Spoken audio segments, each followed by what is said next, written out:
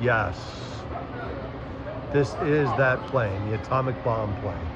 The Enola Gay, Hiroshima. Colonel Tibbets and others launched it. I believe it was Fat Boy. And hope you'll visit this chilling reminder to never have this happen again at Udvar-Hazy Center in Chantilly, Virginia. Take a look at the turret a bit. The person sitting in here during that mission was not warned of the atomic bomb's power or what he'd see.